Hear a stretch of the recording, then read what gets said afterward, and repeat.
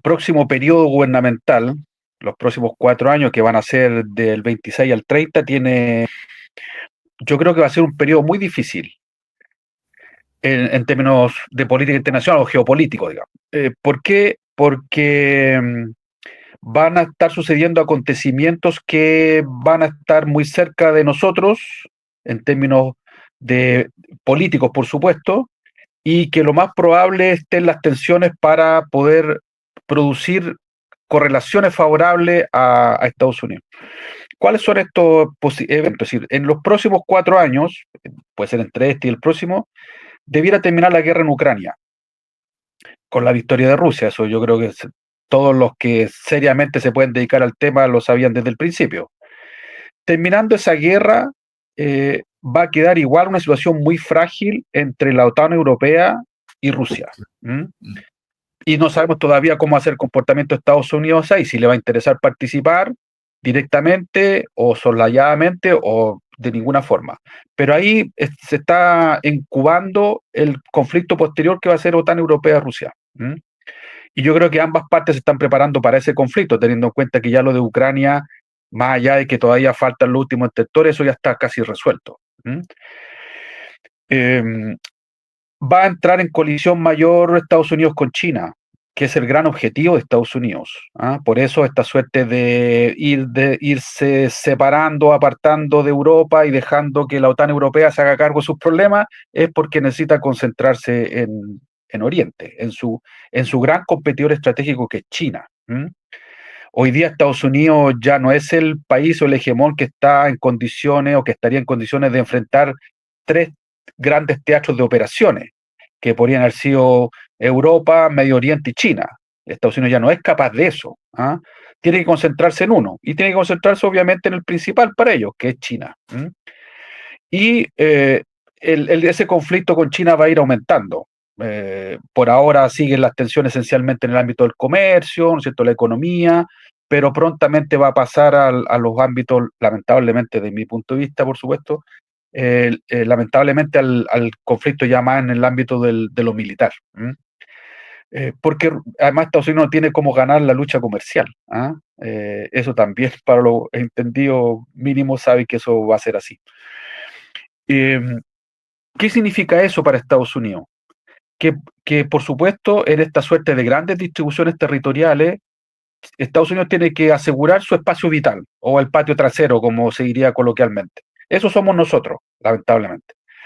Y por eso todas estas ideas que ha lanzado Trump, que además todos sabemos que es un tipo muy extravagante, pero no anda muy equivocado en los objetivos que él persigue, por supuesto, y las líneas o las directrices que lanza.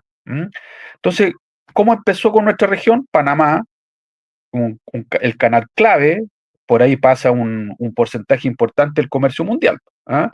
Y es la ruta más corta para la relación de las dos costas de Estados Unidos, ¿cierto? Pacífico y Atlántico.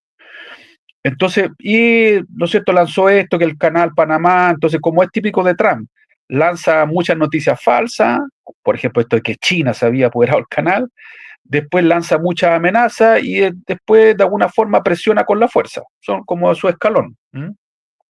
Y bueno, y con Panamá usó esa estrategia. Lanzó esta idea de que China era el principal socio y se estaba apoderando del canal. Después lanzó la amenaza, esto de que ya si no se arreglan con nosotros, y después usó la fuerza, presionó y ahí está. Y bueno, le pasó lo mismo con Groenlandia, después con Canadá, y hoy día en nuestra región hay una suerte de, no sé si por la cantidad, pero casi mitad y mitad de países que se han ido transformando en vasallos de Estados Unidos, sus gobiernos, digo yo. El caso de Milei quizás es el más notorio, pero no hay que perderse ahí Paraguay, Perú, Ecuador, otros países, bueno, El Salvador, en fin. Y, y vamos viendo que cómo sus políticas se relacionan cada vez más de nuevo, con una presencia física de Estados Unidos. Por ejemplo, Ecuador ahora acaba de hacer una reforma a la Constitución que le permite tener bases extranjeras. Estaba prohibido en la Constitución de Correa. Se hizo una reforma, se aprobó en el Parlamento, que es mayoritario al gobierno Noboa, y se aprobó una reforma. Pero se aprobó porque tiene que plebiscitarse. Entonces, a fin de año va a haber un plebiscito nacional para ver si se aceptan bases extranjeras, que cuando decimos base extranjera es la base de Estados Unidos, ¿no es cierto?, en Ecuador. Retomar lo que existió, recordemos que existía en Manta y después con Correa eso se acabó y hoy día se va, lo más probable es que se vuelva a instalar ahí. Perú ya aprobó el gobierno de la señora Boluarte, que según el último dato que vi tiene un 6% de apoyo nacional, aprobó el ingreso de tropas estadounidenses con la justificación de apoyarlo en seguridad interior. ¿Mm? Lo mismo que está haciendo Argentina, está tomando contactos más estrechos con las Fuerzas Armadas norteamericanas con el objetivo supuestamente de ayudarlo en seguridad interior, sobre todo en la triple frontera, etcétera, etcétera. Entonces, estamos teniendo esos países, diríamos que estarían del lado del vasallaje con Estados Unidos. Y están los otros países que tienen gobiernos de centro izquierda, que tienen una cierta autonomía o distancia con Estados Unidos, pero que son hoy día los países que en los últimos meses, a propósito del gobierno de Trump, están siendo muy presionados por el gobierno. De hecho, la carta que yo te decía de mañana va a ir con los 3 casos más complejos en este minuto, que son México, Colombia y Cuba.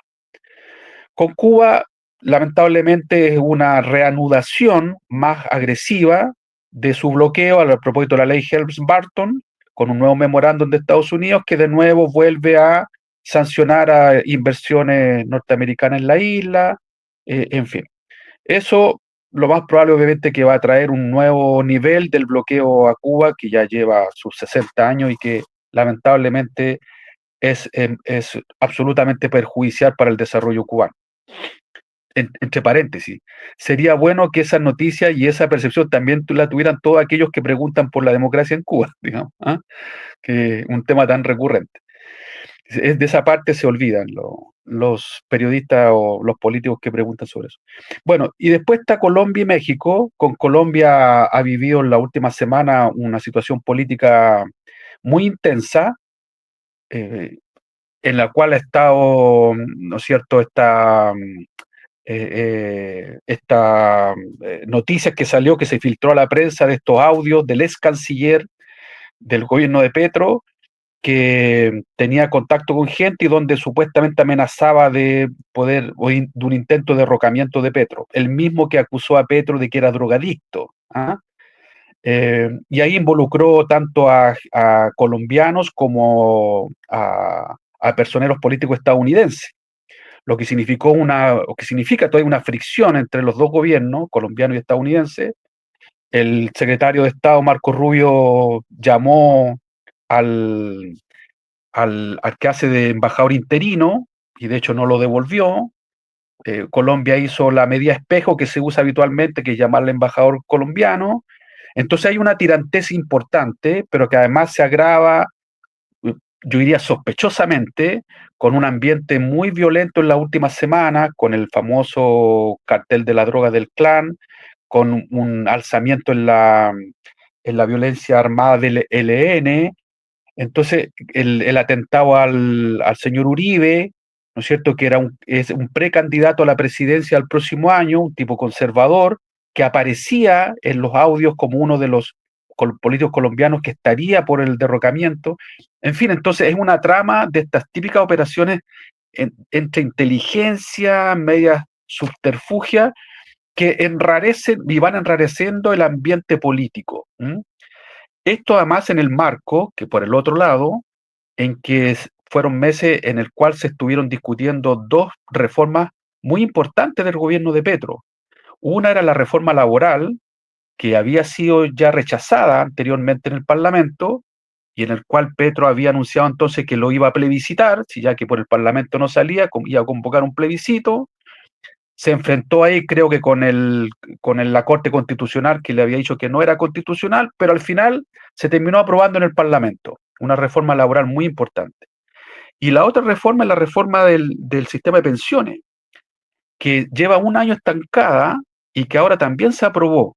Entonces, si tú tienes el típico ambiente político en que van avanzando proyectos que eran parte del programa de gobierno y que son muy avanzados, y por otro lado, todo el ambiente político que tensiona al gobierno, que tensiona al sistema político, y que entonces hace entrar en fricciones nada menos que con el hegemón de la región. Bueno, nosotros sabemos un poquito lo que produce esa mezcla explosiva. El Chile terminó con un golpe de Estado. Entonces, eso está produciendo, digo, una fricción muy importante entre Colombia y Estados Unidos. Hay que recordar que para Estados Unidos, porque incluso lo dice la misma jefa de prensa, que reconoce que hay una fricción y que están tensionadas las relaciones, pero que siempre Estados Unidos va a considerar que Colombia es un aliado estratégico en la región. Eso también en realidad más bien, más que te asusta, que te alivia el tema, porque si te dice que es un aliado estratégico, por lo tanto no estoy dispuesto a perderlo. ¿Ah? Entonces, te deja más dudas todavía sobre el involucramiento de Estados Unidos en la generación de todo este ambiente. Y el otro caso es México, que, que yo me pregunto, no sé hasta dónde va a estirar el elástico el presidente Trump, que parece que lo que busca es un rompimiento de relaciones o algún casus belli para intervenir, porque desde que asumió la presidenta Sheinbaum ha estado constantemente presionándola, bueno, por los temas migratorios, por el tema de los carteles del crimen organizado, también por cuestiones comerciales, le subió los aranceles a México siendo socio estratégico entre los tres países norteamericanos. Entonces también estira y estira la presión hasta no sabemos dónde. Hay que recordar que en su minuto dado dijo que estaban dispuestos a intervenir en territorio soberano de mexicano para perseguir a los carteles de la droga. ¿Ah? Y llegamos a una cosa muy, muy radical.